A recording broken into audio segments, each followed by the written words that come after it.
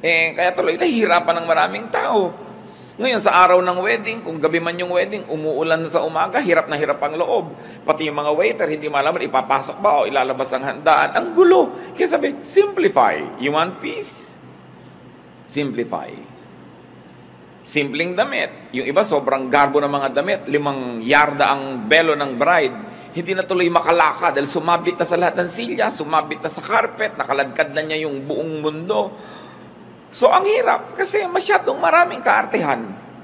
Kaya sabi dito, simplify. Better a simple meal rather than a feast. Magkakaroon lang pala ng hatred.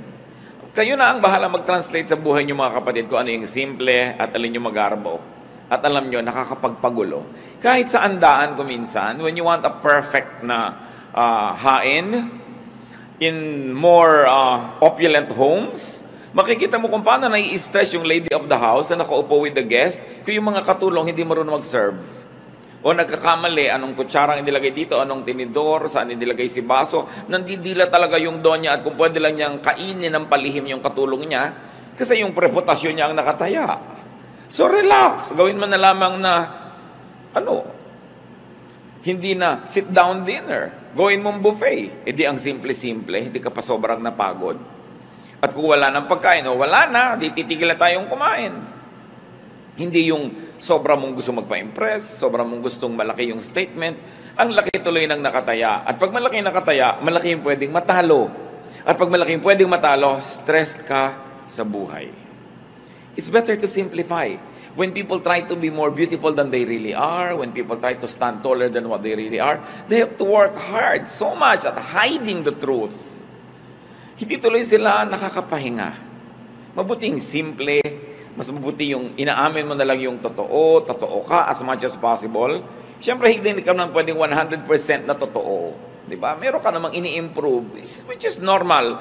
But alam mo dapat kung ano yung sobra na to, mapapagod na ako, this is no longer good for me and for everybody else around me. Simplify and your life will be much more peaceful. Proverbs 21:9. It is better to stay outside on the roof of your house than to live inside with a nagging wife. Siyempre, point of view yan ng husband. Dapat din pwede rin sabihin, than to live inside with a nagging husband kung husband mo naman yung nagger. Alam naman natin na sa Middle East, ang mga bubong ay pwedeng tirhan kasi flat. Pag naglagay ka ng kaprasong bubong uli doon sa ibabaw ng bubong na yun, kaprasong dingding, yun na yung upper room. So it is possible. But what Proverbs is saying is, mas masarap yung tahimik kahit nag-iisa ka na lang, malayo ka na lang sa mahal mo sa buhay. Kung nagger naman ang lagi ang pinagkagawa, kailangan tahimik ang buhay. Isang lesson dito mga kapatid, you want a peaceful life, don't nag. Mas marami naman talagang wives na guilty nito, pero hindi ito exclusive to women. May mga men, sila yung nagger. Don't insist on your own way. Bakit ba may nagnanag? Because somebody insists on your own way. Gusto ni Mrs. Pisang-pisa ang toothpaste. Yung walang natitira, hindi uka-uka, tuwid na tuwid. Gusto mo pala, di ikaw ang gumawa. What you want for yourself. Kung yung husband mo, gusto niya uka-uka, tabi-tabingi. Pareho lang naman kayo ng right bilang mag-asawa. Why impose on him na lagi niyang gandahan yung pisa ng toothpaste? Diba? O gusto mo, bumili kang dalawa, isa sa'yo, isa sa kanya. Tahimik ang buhay. But why impose your values on somebody else? Because you think you're better? Because you think you're superior? Kaya nagkakagulo mag-asawa. Because you impose. Gusto nung isa ang lamig-lamig ng aircon, gusto nung isa mainit, maghiwalay kayo ng kwarto. O wag na, wala na lang aircon para walang gulo. Yung gusto, yung isa ayos na ayos yung sa pinangkama, yung isa naman pagka sumakay sa kama, nagulo na lahat. Maghiwalay kayo ng kama. Ngayon, ayaw mo maghiwalay, tiisin mong magulo. Gusto mo pala mag-ayos ka. Pero kung ayaw niya mag-ayos, don't impose. When somebody imposes, that's when stress becomes unbearable. Siyempre naman, yun namang mga asawa, lalo kasambahay, kung pwede kang makisama dun sa mahal mo sa buhay para siya sumaya, di gawin mo rin. Pero ang totoong may problema nun, hindi yung ayaw pumisa ng toothpaste ng maganda, yung nagpipilit na laging gandahan yun. Yun ang mas may problem. Dahil hindi naman ini-insist sa'yo ng asawa mong guluhan mo ang pagpisa. Siya, pumipisa lang, ganun lang. Pero hindi niya ini-impose sa'yo yung taste niya. Pero yung ini-impose mo sa kanya, yung taste mo. Because Pastor, hindi po ba mas maayos naman talaga yon? Oo nga, pero hindi. Sa 20 taon ba, nakasasabi mo sa kanya na, natutunan na niyang pisain ang tama? Di ba ang dami niyo na naging gulo dahil lang dyan? Tanggapin mo na lang. O magpalit ka ng asawa. Hindi mo naman magagawa, bubili ka na lang ng extra toothpaste. O ayaw mo naman, pagtsaga mo tabi-tabingi. Alam niyo ibig sabihin, may mga babae kasi ang gusto, pag pinisa mo yung toothpaste, lahat nandun sa dulo, yung malapit sa labasan lahat, at pantay dapat. At araw-araw yun ang problem. No? So, tanggapin mo na lang. Kung yung asawa mo, pag naliligo, tumatalsik-talsik dyan, nagiging parang kanal yung bahay nyo. Kaysa man mag-away kayo, punasan mo na lang. O magdalawa kayo ng banyo, kung meron kayong budget. Pero hindi pwedeng i-insist mo sa kapwa mo kung anong gusto mo, kahit asawa mo siya.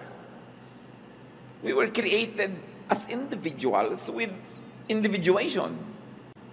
Don't nag, don't insist on your own way. What you want for yourself. What you want done, do yourself. Hayaan mo yung isang tao kung ganun ang kanyang ugali. Pero siyempre, kung kakausapin naman ito yung kabila, pagbigyan mo naman yung misis mo kung magagawa mo. Pero alam niya yung likas ay likas eh. Can a leopard change its spots? Sabi nga nila, you cannot teach an old dog new tricks. I have seen couples na talaga yung pagpisalang na ganyan, yung paglagay ng maruming damit sa ropero, yung pagsasampay ng basang bimpo sa tuwalya sa kanilang banyo, taon na nilang pinag-aawayan. Hindi na matahimik na malaman mong, oo nga, no, ba't namin pinag-aawayan ito? Tatahimikan ko na lang ng buhay ko, hayaan mo siya yung gusto niya. Kasi paggalang din sa kapwa yon, yung hindi mo ini-insist ang gusto mo. Meron naman mga asawang hindi marunong mag-spell, kinokorek ng asawa over dinner table. No? Yung ang pronunciation, ikinokorek. Para lang ipakita sa ibang, actually, marunong ko mag-pronounce, yung asawa ko lang hindi marunong. So, ikokorek ko in public. Pagpapasikat yun yabang. At the expense of the one who loves you and at the expense of the one you love. So, dapat mga kapatid, if you're above 25, especially above 35, alam mo na yung mga ways na troublesome at alam nyo na yung ways na peaceful. Go for peace. Most of our troubles are self-manufactured. Ngayon, kung ikaw naman yung asawang ninanag, don't invite nagging para din tahimik. Do your part, do your duty, do what you must. Kung pwede mong pagbigyan, para tahimik kayo, di pagbigyan mo. Move on time. Yun naman mga ninanag kasi, kung anak yung ninanag, hindi pa kasi sumusunod agad. Kung sumusunod ka na ba naman agad, di tapos na rin yung nagging. Many people nag because they don't get the results that they want. So you want them to stop nagging, give them what they want. They'll stop. Now, if you want naman to stop this trouble in your life, change your standards so you don't have to nag. Both parties have to do something to have peace. Especially in a home, it takes at least 2 people to make trouble. At kung ikaw yung laging ninanag, do things well.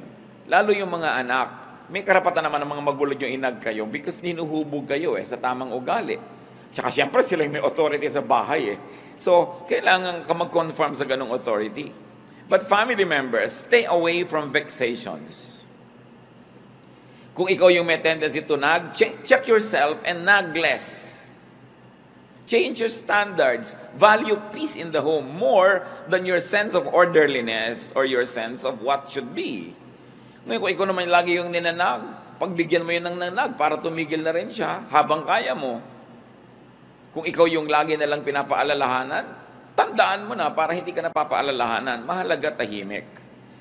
Do not allow yourselves to be vexed. Sabi nga close the door that brings in the draft. Isang Arabic saying. Kung ano yung laging nagiging dahilan ng pag-aaway, solve nyo yon para matahimik na yon at matapos na once for all. Kasi alam nyo yung may trouble, lalo sa sambahayan, para ka naglalakad, nakasapatos ka na may bato sa loob, masakit, mahirap. Why live with it when you can live without it comfortably? But it's only a matter of deciding that, yes, I'm going to value peace. More than the standards that I like, and probably more than my personal inclination, mas mahalaga that there's a climate of peace.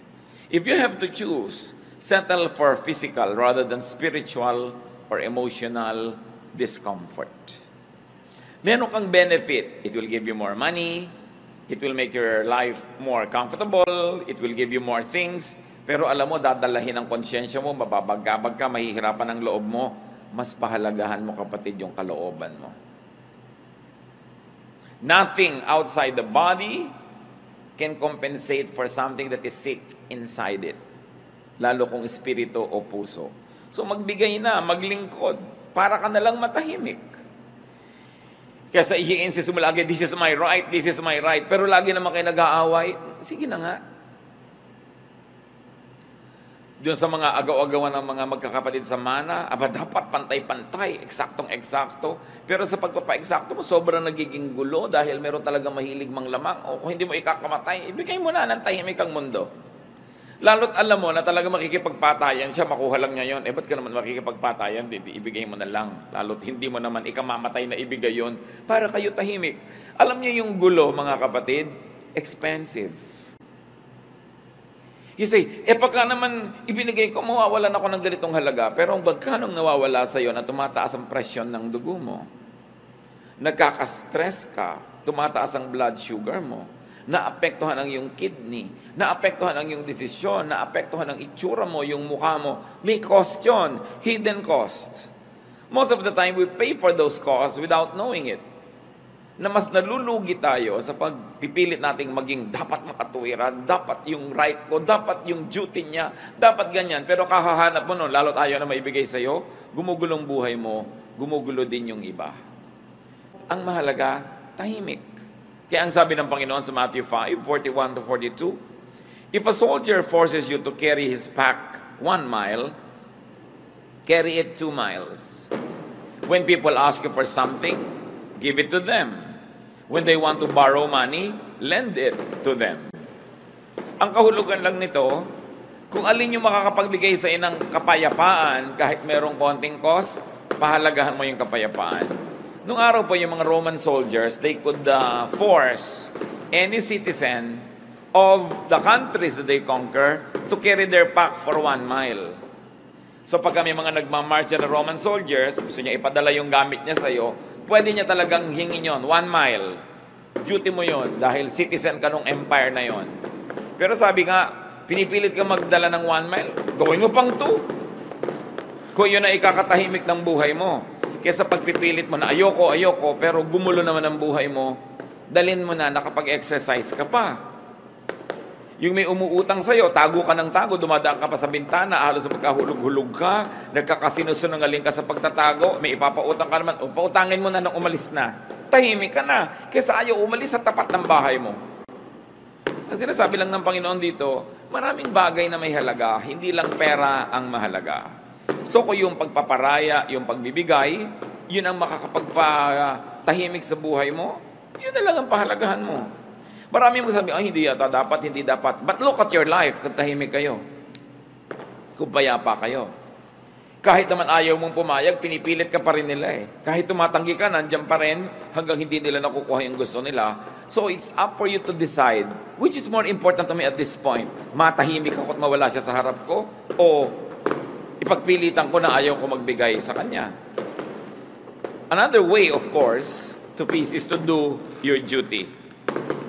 Katulad nga nun, yung soldier, pinagbubuhat kanya ng 1 pack for 1 mile, it's your duty, do it. Tulad din ng mga husband, hindi naman natin gustong konsintihin yung mga husband na ayaw ayusin yung paggamit nila ng mga banyo, pero duty nyo rin to please your wife. The Bible tells the husbands, please your wife. At hindi mo naman ikamamatay na ayusin yung pagpisa ng toothpaste, huwag mong basain yung sahig ng banyo, isampay mo ng mabuti yung damit mo doon, gawin mo na yun para tahimik ang buhay. Wala tayong kinakampihan dito. Ang lagi nating sinasabi, pareho dapat, hanapin nyo sa inyong kalooban na maging mapagbigay para tahimik ang buhay. Kasi ipinagpipilitan nyo yung gusto nyo, nasusunod nyo yung gusto nyo, pero magkaaway naman kayo, hindi kayo nag-uusap. Ikaw nga, natupad yung gusto mo, doon kayo sa ganong restaurant kumain, lahat naman ng kasabay mo ayaw kumain, walang gana, ikaw lang yung gustong kumain, mawalan ka rin ng gana. So dapat marunong ka magbigay para tahimik ang buhay. And of course, the Lord also teaches us to yield. Kailangan magparaya. Go beyond the call of duty. Yung mga iba, lampas ng oras ko ng trabaho. Wala ka rin namang gagawin. Ang traffic din naman. So, bakit hindi ka nalang magtrabaho dyan para may na-accomplish ka pa? Yung sabi mong, ama, lampas-lampas na yan sa duty ng isang anak o magulang o manugang, mano namang lumampas ka? Kung nakapag-please ka, tumahimik ang buhay, namahal ka, kung lumaon, siya din lalampas sa dapat lang at magiging mas mabuti rin sa'yo. In other words, magpauso ka ng kabutihan. Kaya sinasabi na, if somebody forces you to walk 1 mile, walk 2 miles. No? Sabi pa nga ni Lord, sinampal ka sa kaliwa, ibigay mo pa yung kanan, ikaliligaya ba niya? Gusto mo pa? Of course, it's a figure of speech. Isang pagmamalabis. Pero ibig sabihin lang, huwag ka masyadong matuos. Huwag laging compute ka ng compute, ay lugi na ako, lampas na. Kung kaya mo pa magbigay, ikaw pa yung magbigay para magpauso tayo ng climate of peace. No? Habang kaya. Because peace has a price. Trouble has a price. Pareho lang tayo magbabayad, doon na lang sa peace. Vexation has a very costly price. Yung hindi ka matahimik, no? Gulong-gulo ka, mahal din yun. So kumisan binabayaran na lang natin, binibili na lang natin yung katahimikan natin para rin sa ikabubuti ng ating kalusugan. And then give. Because to give is also a form of yielding. Especially when resistance or refusal would mean vexation. Siyempre, titimplahin nyo kung ano yung ibibigay, up to how much. Lagi mo kasing tinitimpla, will not giving cause me so much in terms of peace? Will giving give me my peace? Kayo ang magtimpla nun. Siyempre, ang ending dapat panalo. In the sense na tahimik ang inyong buhay. Learn from the bamboo. Bihirang kawayan ang nababali pagka merong bagyo kasi nagbibigay. Pag malakas yung hangin, yumuyuko lang siya. Yung mga punong matitigas, yan ang mga nababali kasi lumalaban sa hangin. There is wisdom in yielding. Galit na galit yung mahal nyo sa buhay, yield. Kahit hindi kayo sang-ayon. Bukas, pag malamig na yung ulo niya, tsaka naman kayo magsalita, huwag nyong labanan yung hangin na malakas kasi baka lang kayong mabali. Kailangan marunong ka magparaya. Isa pa sinasabi sa 1 Timothy 6:6-7, para tayo payapa. And religion does make your life rich by making you content with what you have. We didn't bring anything into this world, and we won't take anything with us when we leave. At totoo nga naman, wala kang dala sa mundo, wala ka ring dadalhin pag alis mo rito. So kailangan daw ang tao merong contentment. Learn contentment. Have what you like, if you can have it. But if you cannot have what you like, learn to like what you have. Then tatahimik ang iyong buhay. At kailangan ng tao kontento. Mataas ang pangarap mo, pero kung sa kadinala ng kakayahan mo, magsaya ka na doon. Mangarap ka uli, reach out further, pero kung sa kalang dinala ng araw na biyahe mo, doon ka lang nakarating, learn to be happy with it. Because if you will always desire for what you do not have, if you will always complain for the things that are not within your reach, you will only be miserable. Hindi lang nadadaan sa pagkain, sa clothing ang buhay, marami pang iba. Sabi sa Luke 12:13, life is more than food or clothing. Siyempre, metaphor yan, isang talinghaga, yung food and clothing for all the material things that we desire. Sabi, well, okay, plant so you harvest, reach out, far, wide, pero kung doon ka na lang dinala ng buhay, sa kabila ng pagsisikap mo, mahalin mo kung anong binigay sa'yo ng Panginoon, appreciatein mo kung anong kalagayan mo ngayon. Huwag kang laging magsikap, magpayaman, magpasikat, maging makapangyarihan. Kasi yung pagyaman, pagsikat, pagiging makapangyarihan, hindi yan garantiya na lagi kang mas sasaya kung mas sikat o mas mayaman o mas makapangyarihan. Ang problema ko minsan sa yaman, kailangan mo uli ng napakaraming yaman to maintain it. Ang problema sa kapangyarihang natikman, kailangan mo ng mas marami pang kapangyarihan to maintain it because somebody else likes it. And in getting it or keeping it, a lot of trouble can come into your life. 1 Timothy 6:8-10. So we should be satisfied just to have food and clothes. People who want to be rich fall into all sorts of temptations and traps. They are caught by foolish and harmful desires that drag them down and destroy them. The love of money causes all kinds of trouble. Some people want money so much that they had given up their faith and caused themselves a lot of pain. Sabi, kailangan maging satisfied ka with simple things. Yung sinasabi namang food and clothes, talinghaga sa simple. Hindi sinasabing magpakasimple ka na lang all your life, pero kung yan na lang talaga ang narating mo na hindi mo sinacrifice ang pagiging mabuting tao, ang pagiging anak mo ng Diyos, well, learn to be happy with it. Sabi yung sobrang pagnanasa na yumaman o magkaroon ng sobrang higit-higit sa kailangan naman nila, naububulid lang sila sa napakaraming mga gulo. Natatrap sila ng kanilang mga kung ano-anong pinaggagawa para lang makuha nila ang kanilang mga gusto. The trouble with having a lot of wealth is that everybody else wants it, so you have to keep fighting them to keep it. The same with power, the same with fame. Same with beauty. Pag binayayaan ka ng Lord ng kagandahan, masatisfy ka, at kung na-maintain mo yan sa parang hindi naman nasisira ang kalusugan mo, buhay mo, budget mo, well, do it. Pero kung nasisira na yun, hayaan mo nang tumanda ka. Diba? Kesa naman sa umabot na yung pusod mo sa pisngi mo, akala ng mga tao, dimple.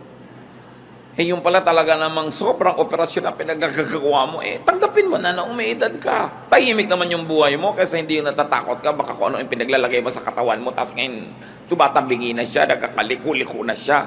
Yung mga tattoo mong kilay nagiging berde na, yung mga inimplant na sa'yo umiimpes, lumalakad na yung mga kung ano-anong bahagi ng anatomy mo, di ba maguguluhan ka nun? So kung konting ayos, may effect, pero dapat alam mo kung ano yung magbibigay sa'yo ng gulo at huwag mo na lamang pagsikapan yun. Opt for peace more than for beauty. No? Kasi yung nagpapaganda pa ng sobrang maraming repair ginagawa, napagtatawa ng patuloy pagka nagkakamali-mali na yung nangyayari sa mukha niya. Alam niyo naman nagtatawa naman, mga inggit kasi yun eh. Kaya lagi natin pinagtatawanan yung mga nagkatabi-tabingi. Tumabingi. Inggit ka lang kasi di mo na-afford. No? So, all form of criticism comes from envy. Dahil kung talaga maka-Diyos ka, may tumatabingi yung muka, maaawa ka dapat. Pero ba't mo pinagtatawanan? Inggit ka siguro. Kung hindi man ngayon, noon. Kaya tuwang-tuwa ka ngayon na mas maganda ka pa. So, buti pa ako. Di ba ganun yun? Buti pa ako, hindi tumabingi yung muka ko. So, analyze din natin sarili natin. Baka meron tayong envy. Pero mahalaga mga kapatid, to be satisfied. Di ba? Kung 45 na yung bust line nyo, tama na. Anong gusto nyo? 90? Yung iba talagang wala na, nasusub-sub na halos, ayaw pang tumigil. No? Hindi natitigil kung ano na pinaggagawa sa katawan. Hindi lang sa physical repair. Yung sobrang honor na, gusto pa, nagngangangalngal dahil 99 yung grade. Ano ka ba? 99 na nga, yung kasunod mo, 88 pa lang, tapos ang lungkot mo pa, dapat matuto na tayong sumaya. Kung yun na yung best natin. Ito na yung buhay na naibigay sa inyo ng asawa nyo. Dati, ikaw ay isang may bahay na walang bahay, no? So, hindi ka na nagkabahay kahit kailan, may asawa ka naman, di sumaya ka na. Kasi may bahay na wala naman siya katabi, wala naman siya kapiling sa buhay. Yun ibig sabihin, count your blessings. You are not better than the other person. But what's important is for you to count your blessings. Siyempre, kung marami kang anak, laging halos wala kang pera, ang dami mong binabayaran, matrikula, gastos, pero dumadami naman yung tao na nakapaligid sa'yo, tumatanda ka, meron kang mga kasama sa buhay, kakaapo ka, kanya-kanyang blessing yan. Kanya-kanyang bilang, kanya-kanyang pagsisikap na maging kontento sa buhay. It's very important to be happy. Hindi ka masyadong matangkad, huwag ka nang malungkot, at least hindi ka tatamaan ng kidlat. Kasi yung matataas ang tinatamaan ng kidlat, di ba? Lagi mo, merong blessing ang buhay ko, I will be happy with it. I will celebrate what God gives me. Hindi naman ibig sabihin ng kontento, wala ka ng pangarap at wala ka ng pagsisikap at ambisyon. Yes, dapat mag-ambisyon, mangarap, pero kung hanggang doon talaga ang narating ng kaya mo, accept it, and then celebrate it. If more means more trouble, more stress, more pain, what's the point? Sobrang lumaki nga ang kita nyo mag-asawa, pero nagkahiwalay na kayo forever. Hindi ba kayo pwedeng mabuhay ng konti lang, pero masaya naman kayo? Pinipili. Hindi lang pera ang mahalaga. Mayroong mga mag-asawang hindi na nagkasama kahit kailan dahil puro laging palaki ng palaki ang babayaran, kukuha ng uhulugan, babayaran, namatay na yung isa, o kung ano na yung nangyari, hindi na kayo nagkasama. What's the point? Hindi ko naman sinasabi, huwag kayo maghiwalay para maghanap buhay, pero hanggang kailan? When do you stop? When is enough? Enough. Ang tao dapat natuto ng contentment. The length of one's life is constant and limited. More power, more money, more beauty doesn't mean more enjoyment. Mas marami pa nga nagpapakamatay na maganda kaysa hindi maganda. Mas marami nagpapakamatay na tagumpay kaysa bigo. Mas marami nagpapakamatay na mayaman kaysa mahirap. So nakikita natin, hindi naman masamang yumaman o maging sikat o maging makapangyarihan. Pero kung hindi naman yun ukol para sa inyo at sobrang hirap para lang i-maintain, what's the point? Nakikita nyo, di ba ang mga bundok, iba-iba yung height? Pero ang totoo, pag tinignan nyo yung earth from far, far away from the moon, parang bilog, ibig sabihin, hindi naman kita yung agwat ng mataas, mababa, parang pantay lang. Ganon din tayo mga tao. Pantay-pantay din tayo. Mukha lang tayong hindi pantay-pantay pag tinitingnan natin sa malapit. Pero sa malayo, pare-pareho lang tayo na hindi natin alam kung gaano tagal-tagal tayo mabubuhay. At kung naging maingat tayo, malusog at pinalad, pare-pareho siguro lang na ang buhay aabot hanggang 90, 100, kung sobrang mahaba, 110. Pero wala namang mabubuhay ng 1,000, 2,000 years. Pare-pareho lang. In other words, what am I trying to say? No? Why bother to have more property than others when pare-pareho din naman kayong mamamatay? Why bother to be more beautiful than the other person na pareho lang naman kayo na hinihintay ng kabaong? Hindi masama kung madaling mangyari sa buhay mo yung mga yon. Pero kung sobra ang ibinabayad mo in terms of internal trouble, wag na lang. Live your life. Kasi kung nabuhay ka ng 70, 80 years, pero ang laking percentage yun, lagi kang nagkukumahog, lagi kang nai-stress, lagi kang naghahabol, lagi kang nagkukompete. Tapos yung isa, tahimik lang yung buhay niya.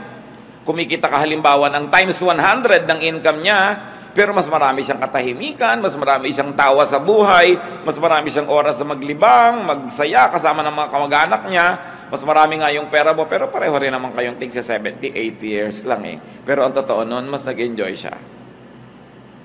It doesn't follow that when you're poorer, you enjoy more. What I'm trying to say is, if by trying to get more and more and more, you already begin to be troubled, it's not worth it. Ang pahalagahan mo, mas tahimik. Meron kang sasakyan, sarili mong sasakyan, pwede bang ipasada ng 20 hours a day. Ang dami mong kita, pero pag ipinasada mo siya ng 8 hours a day lang, may oras ka sa pamilya mo, may oras ka magpahinga, bakit mo papatayin ang sarili mo? Madadali lang ang buhay mo. Dapat alam natin when to stop. Ecclesiastes 3:12-13, I know the best thing we can do is to always enjoy life. Because God's gift to us is the happiness we get from our food and drink and from the work we do. So ang itatanong mo, mag-e-enjoy ba ako dito? Mag-e-enjoy ba ang mga mahal ko sa buhay? Mag-e-enjoy ba kami? Kasi kung ang tanong eh, hindi naman, why do it? Mag-organize tayo ang laki-laki-laking party. Pero mag-e-enjoy ba tayo to do it? O mai-stress tayo? Mangungutang tayo? Manghihiram tayo ng kung ano-ano? Why don't we just simplify? Gusto natin ng napakamahal na kasalan? Mag-e-enjoy ba tayo? O nagwo-worry tayo? Habang ginagawa natin yon, ang alalahanin natin ay bayarin. Gusto natin ay ganito kalaking bahay, pero mag-enjoy ba tayo habang ginagawa yan? O magkakautang-utang tayo at magkakagulo-gulo? What's the point? Minimize pain. That's what's important in life. Study history. Sa palagay nyo ba, yung mga karaniwang magbubukid at yung mga presidente ng mga republika, sigurado kayo na mas nag-enjoy yung mga presidente? Hindi nyo kayo sure. Hindi masama maging presidente. Pero kung makikipagpatayan ka sa mga kaibigan mo, makikipagtakwilan ka sa mga kamag-anak mo, kailangan pang pumatay at mandaya at magsinungaling, what's the point? Achieve as much as you can as long as it does not sacrifice your relationship with your God, with your loved ones, and with your fellow men. Pero kung ibabayad mo na yung mga higit na mabubuting bagay, what's the point? Minimize pain by minimizing your needless desires. And then maximize pleasure by enjoying what all you already have instead of ignoring it and trying to have more and more and more. And when you get more, you have no time to enjoy it because you have to work so hard just to maintain it. And then you do the most good because that's what God wants. The best way to enjoy life and have peace is to please God. And God is pleased when we do the most good. So you minimize pain, you maximize pleasure, you do the most good, and then die. Meet your Maker. Whether you like it or not, you're going there. Pero ang itatanong mo, pag nilingon mo yung buhay mo, was it pleasant? Was it nice? Or was it full of strife? Baka sa sarili mong libing, hindi mo lang makipaglibing ang kapatid mo dahil inagawan mo siya ng mana. Is it worth it? Mas humaba ba talaga yung buhay mo kaysa sa kanya? Mas sumarap ba talaga ang pagkain mo? Pwedeng sumarap, pero mas may gana ka ba kaysa sa kanya? Pwedeng nakabili ka ng mas magandang bahay, magandang kwarto at kama, pero mas mahimbing ka nga ba talagang matulog dahil lang nagkaroon ka nun? Pero kung binabagabag ka pa ng budhi mo, wala ka pa naging mga kaibigan, nakagalit mo pa yung dati mo mga kaibigan, is it worth it? You should know when to stop. Kumisan, meron sa ating pinagpapala ng Panginoon, kumikita tayo ng malaki, everything's going well, healthy tayo, pero ayaw nating tumigil, nagiging sakim tayo. Pag naging sakim ka na, gusto mo na lang more and more and more, itatanong mo na sa sarili mo, is the enjoyment directly proportionate to the increase in what I have? Kasi may diminishing returns din yan. Alam niyo yun naman yung pera, mahalaga lang yan sa taong walang pera. Pag wala kang kapera-pera, 1,000 pesos means so much. Kaya pagka yung may mga 13th month pay, pagka end of the year, yung ibibigay mong 13th month pay, magkano? 10,000, 20,000, whatever it is. Sayang-saya yung pamilya, nagkakagulo kung anong kakainin at gagastusin nila. Pero kung ikaw na yung may-ari ng kumpanya, ang totoo, kahit 3 million pa yung madagdag sa pera mo, bali wala na eh. Nadagdag lang sa salansan mo, nadagdag yung number, but it doesn't give you as much happiness and pleasure kasi yung mga empleyado mong tuwang-tuwa dahil nakabili ng pagkaalat-alat na hamon. Hindi ko mas maraming pera, mas may enjoyment. So pag alam mo, ay may diminishing returns na, it means I must focus on something else. And it means probably how to enjoy more what I already have rather than on working harder and harder to have more and more, which does not proportionately add pleasure to your life. Inner peace is important because it gives man the time and space to hear God, to know God. So kung ang ating pagpapasikat, pagpapayaman, ang ating paghahangad, gumugulong isip natin, pati pagpe-pray hindi na natin magawa, wala na tayong oras, wala tayong panahon para magbulay-bulay ng mga mahalagang bagay, para ano pa? When you don't hear God and know God more, you will lack the peace that you will need in this life. So know when enough is enough. Psalm 46:10, our God says, "Calm down and learn that I am God." Who will learn that God is God? Those who are calm, those who are peaceful, those who are quiet. But when your quests take away the calm, the peace, the quietude, you will have vexation. The more vexed you are, the less of God you will have because it takes peace to know God. And when you make it your priority to have peace, you know God more. Knowing God gives you more peace. Then you're able to know God more. And then you're able to have more and more peace. But the less peace, the less of God. The less of God, the less peace. Baligtad. Paubos ng paubos. Kaya huwag natin pabayaan na tayo ay magulo, mga kapatid. Magparaya. And it's very important that you enjoy life. You're working, enjoy it. Huwag niyong isumpa yung trabaho niyo. Kasi kung ayaw niyo, di mag-resign kayo. Kung ayaw niyo naman mag-resign, di mahalin niyo. Kesa nandyan, tas ayaw niyong mahalin, wala naman kayong choice, hati ang loob niyo. Ba, nagpipinta ka ng mga gulong ng jeepney kung yun ang trabaho mo. Tas inaiinis ka, nagagalit ka sa buhay mo, inuumpog mo yung sarili mo habang ginagawa mo yun. Pero kailangan mo rin namang gawin, lugi ka dahil ginawa mo tapos hindi ka nag-enjoy. Kailangan mo rin namang gawin, di-enjoyin mo na siya. It's important to teach yourself to love what you do. Yan ang itinuturo sa atin ni Solomon find pleasure in what you do. Huwag yung, Lunes na naman, umaga na naman. Ano mas gusto mo, namatay ka na kagabi para wala ng umaga? Huwag yung pinagsasasawing, umaga na naman. Laging, wow, Lord, thank you. May umaga na naman. I have another day to eat, to drink, to enjoy life, to make money, or to do something nice. It's always a privilege. Lahat ng hindi pwedeng iwasan, dapat enjoyin. Kasi hindi mo naman pwedeng iwasan, enjoyin mo na. Yan ang sign ng intelligence if it's not a sign of spirituality.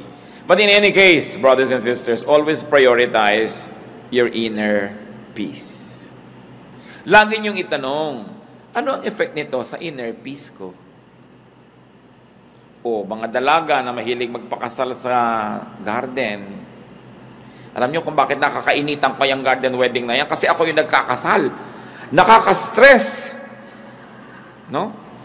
Ako minsan ang lakas-lakas ng hangin, parang layag na binta na yung belo ng babae.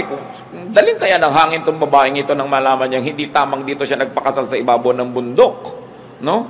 So, sasabihin mo, okay, gusto namin ng ganitong wedding, pero kakaroon ba ako ng inner peace? Na lagi ako nag-iisip, paano kaya yung weather? We cannot control it. O, ibaba mo na lang, maglagay ka na lang ng mga plastic na halaman dyan sa loob at kumanuwari hardin. Lagyan mo ng mga tuko kung gusto mo. Para hardin na hardin ang effect. Hindi ka pahihikain. No? So, ano ba talaga ang gusto mo sa buhay? Will it give me inner peace? Ayaw ng anak mo ng isang kurso, ipinagpipilitan mo. Will it give your anak inner peace? Will it give you inner peace? Anong gusto mo lang? Gusto mo lang magkaroon talaga ng anak na engineer o dentista kahit hindi kayo peaceful? Ayaw ng asawa mo na ganito ang gawin mo sa bahay ninyo, pero gustong-gusto mo. Ang tanong is, will it give me inner peace? I want to arrange the furniture, pero walang budget. Will it give you inner peace? Will it give the other members of your family inner peace? Bihira kasi natin, mga kapatid, nilalagay sa equation yung peace. Okay, nagagalit ako sa kanya. Gusto ko siyang kausapin. Will it lead to peace? Will your method bring about peace? Okay, naihinga mo yung gusto mong sabihin. Sumaya ka. Namura mo yung gusto mong marahin. Napagalitan mo yung gusto mong pagalitan. But did it bring peace? If it didn't, it's not worth it.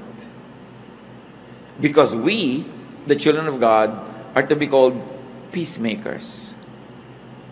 Hindi lang tayo nabubuhay para pagbigyan yung katinang bibig natin, na yung gusto natin pawalang salita, kahit maanghang yun, o mahapdi, o masakit, o matalim, papawalan mo. Ang tanong, will I be called a child of peace? A peacemaker. After I have done this, always have peace. And make it your ministry to give peace. Not always to give a lesson, to give a lecture. Give peace.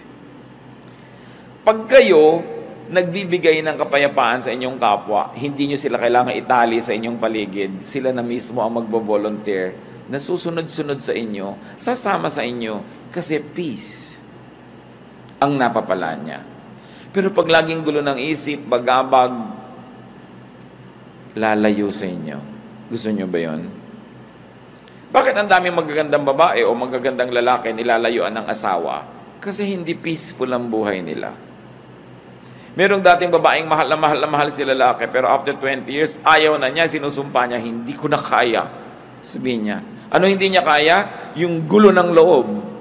Huwag na, di bali na, kung guwapo ka, di bali na may pera ka, ayoko na. Kasi ang mahalaga talaga, peace eh. So give peace. Allow others to be peaceful. Hindi ko mo lamang ikaluluwag ng loob mo, ibinuntun mo na sa kapwa mo, siya naman ang nahirapan. Be kind. So ang tanong, what vexes you? Anong gumugulo sa isip nyo? Ano nagpapagulo sa kalooban nyo, mga kapatid, na pwede namang tanggalin para huwag na lang kayo maguluhan? Tanggalin nyo na para gumaan ang buhay nyo. Kung kaya nyo mabuhay nang wala yon, what's the point? Diba? Kaya mahalaga yung confession, you confess to God because you have peace. Nagko-confess ka sa kapwa mo, hinihingi mo ng tawad yung kasalanan mo kasi you will have peace. And many times, it is our admission of our wrongdoing that will pave the way for a peaceful relationship. Pahalagahan natin yon. No? Hindi lang magkaroon ng pera, hindi lang makagbili ng ganito at ganon, kundi tumahimik ang ating kalooban. Maiksi ang buhay ng tao. Kahit bigyan ka pa ng 100 years, what is that compared to eternity? Sayang ang bawat araw at bawat sandali kung sa halip na tahimik ay magulo. Sayang ang lahat ng ating paghihirap kung ang magiging ending, magkakagulo lang, magkakagalit lang ang mga tao. It's pointless. God is God of peace. And if there is one gift that God would like us to enjoy, it is a life of peace. But for us to enjoy it, we must be able to identify the causes of vexations and troubles, and in the name of Jesus, get rid of them. Open your hearts up to God and allow His methods of peace, His ways of peace, which is to be humble, to be kind, to be contented, and to be willing to be corrected. Don't always insist on your own way. Sabi sa Corinthians, love does not insist on its own ways. Mas pilitin natin na maging mapagbigay kesa mapag-impose. Mahirap kasama yung laging gusto niya, siya ang nasusunod. Pwedeng masunod siya ng masunod, but after a while, wala na rin susunod sa kanya. Mawawalan ka na rin ng kasama. Don't always impose yourself. Give peace to people who think otherwise, who like something else. Kanya-kanya lang ng panahon, bigayan dapat ang buhay, lalo sa mag-asawa at sa pamilya. Ama namin Diyos, siyasatin niyo po ang puso namin ngayon kung kami po ay payapa. Tahimik ang aming buhay. Dalawang uri ng kaguluhan, maaaring kaguluhang dahil sa aming pamamaraan ng buhay at meron mga kaguluhan na espiritual na kung tutuusin, meron din kaming pananagutan kung bakit kami nasuot sa magulong spiritual life.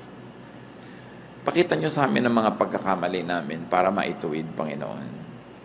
Pakita niyo rin yung pagiging naming selfish when we insist on our own ways. When our peace means trouble for other people.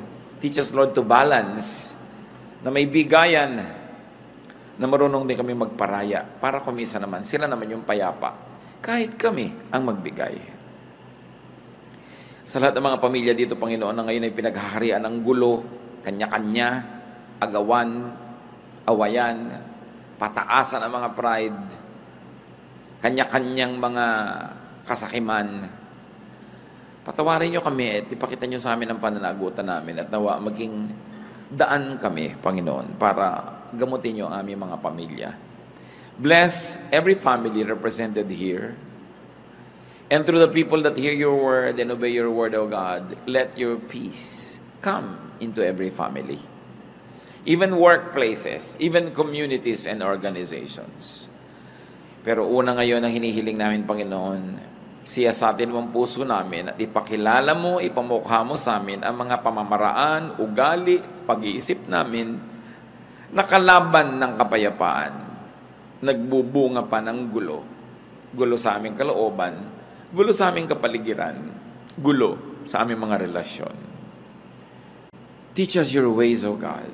Your ways that are peaceful and peaceable. Your ways that not only bring about peace in us, but also promotes peace wherever we go. Teach us and make us agents of peace. Lalong-lalo, Panginoon, kung kami may influensya, maybe our office, our job, our work, our job description, our rank, our title, sinusuko namin ito, Panginoon, para maging kasangkapan mo ng kapayapaan. Lalong-lalo ang aming mga dila na madalas sa katabilan nagiging sanhi ng gulo imbes kapayapaan.